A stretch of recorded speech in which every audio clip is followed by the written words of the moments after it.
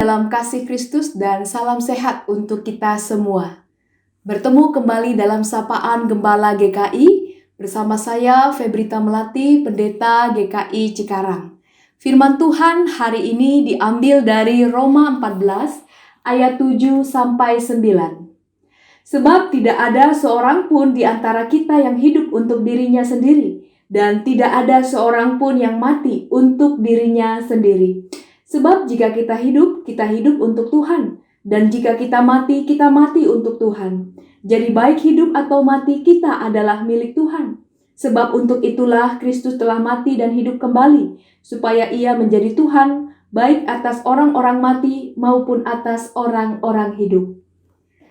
Sahabat yang dikasihi Tuhan, setiap kali seorang saudara atau kenalan kita meninggal, kita diingatkan akan kelemahan kita, yaitu perjalanan hidup kita yang sementara di dunia ini.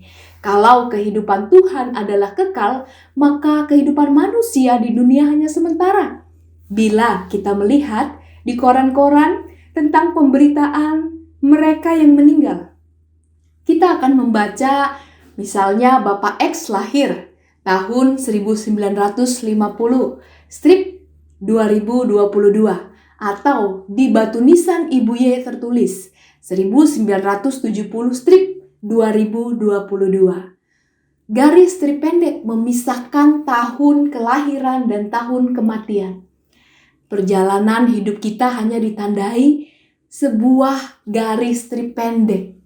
Itulah kesementaraan, tetapi itu juga kesempatan yang Tuhan berikan bagi kita. Perjalanan hidup yang strip pendek ini memang tidak selalu mulus.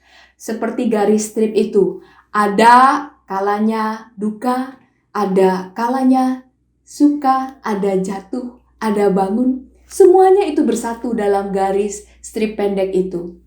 Lalu bagaimana orang-orang Kristen menjalani hidup dengan garis strip pendek ini? Kita tahu bahwa Tuhan kita sejak awal menciptakan manusia tidak sendiri, tetapi bersama dengan yang lain. Kejadian 2 ayat 18 berkata, "Tidak baik kalau manusia itu seorang diri saja. Aku akan menjadikan penolong baginya yang sepadan dengan dia."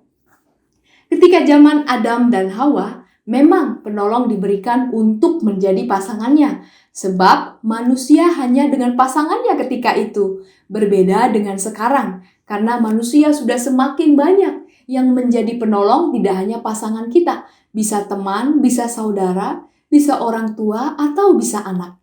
Jadi sejak awal manusia diciptakan bersama-sama adalah untuk saling menolong satu dengan yang lain.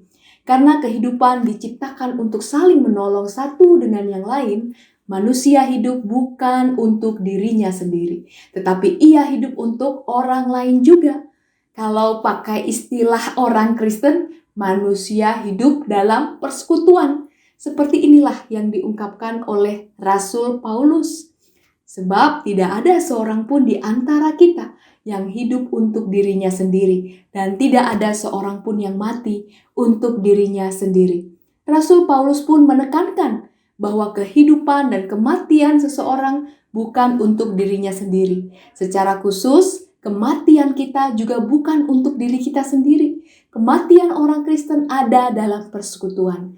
Di dalam persekutuan itulah kemudian kematian memiliki makna.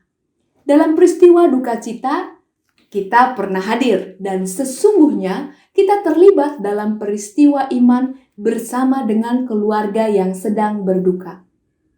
Seorang Kristen yang berduka tidaklah sendiri. Ia tahu bahwa pada saat yang berat Tuhan ada besertanya. Tuhan pun pertama-tama bersekutu dengan dia, lalu orang berduka itu bersekutu dengan yang lain, sebab Tuhan telah merancangkan hidup kita dalam persekutuan dengan yang lain. Segala rancangan Tuhan dalam hidup dan mati kita menjadi pemersatu kita, baik dalam persekutuan dengan sesama maupun persekutuan dalam Kristus. Sehingga kita tahu bahwa kita adalah milik Tuhan dan bukan milik diri kita sendiri. Karya Kristus ketika ia hidup dan pada saat kematian serta kebangkitannya bertujuan agar semua orang percaya menjadi miliknya. Karena kita ini miliknya, Tidak ada satu hal pun yang dapat memisahkan kita dari kasih Allah. Maut pun tidak dapat memisahkan Tuhan dari miliknya. Demikian juga maut tidak dapat memisahkan orang mati dari Tuhannya. Karena Kristus sendiri telah mengalahkan maut dalam kematiannya, kita bersyukur bahwa dalam kematian itu seseorang telah dilepaskan dari kesakitan dan penderitaan, dan terlebih lagi dari dosa dan kesalahan. Itulah keistimewaan Tuhan kita yang telah mengalahkan maut. Ia tidak hanya menjadi Tuhan atas orang hidup, tetapi juga menjadi Tuhan atas orang mati. Sebab dalam peristiwa kematian kita dipersekutukan dengan sesama dan dengan Tuhan. Sahabat yang dikasihi Tuhan, seorang yang telah meninggal, ia pergi dalam persekutuan. Buktinya adalah selalu ada ibadah duka cita. Selalu ada ucapan syukur ya, ketika beberapa hari setelah ia meninggal. Seorang yang meninggal tidak sendiri, tetapi bersama dengan Tuhan. Juga bersama dengan keluarga yang setia mendampingi dalam kepergiannya. Dan bersama dengan kita yang hadir dalam peristiwa duka cita itu. Tidak baik bila kita menyesalkan kepergian orang-orang yang telah meninggal. Mari kita bersama menerima kepergian saudara-saudara kita yang telah tiada sebagai sesuatu yang terbaik yang telah diizinkan oleh Tuhan. Dan mari kita mengisi garis kehidupan kita yang pendek ini dalam persekutuan dengan Tuhan dan dengan sesama yang lebih erat lagi. Mari kita hidup dalam kebersamaan, saling menolong, berbela rasa dalam mengisi kesempatan hidup, yaitu mengisi garis strip pendek yang diberikan Tuhan. Tuhan Yesus memberkati. Kita berdoa. Bapa di dalam surga, Engkau Allah yang berdaulat atas kehidupan dan kematian. Kami berbahagia bahwa kami adalah milik Tuhan, baik hidup maupun mati. Izinkan kami untuk bersama-sama dengan Tuhan mengisi hari-hari hidup kami untuk tinggal dalam persekutuan. Supaya ketika Tuhan memanggil kami nanti, kami boleh mempersembahkan hidup yang bermakna. Di dalam nama Tuhan Yesus kami berdoa. Amin. Sahabat, sampai berjumpa dalam sapaan gembala berikutnya.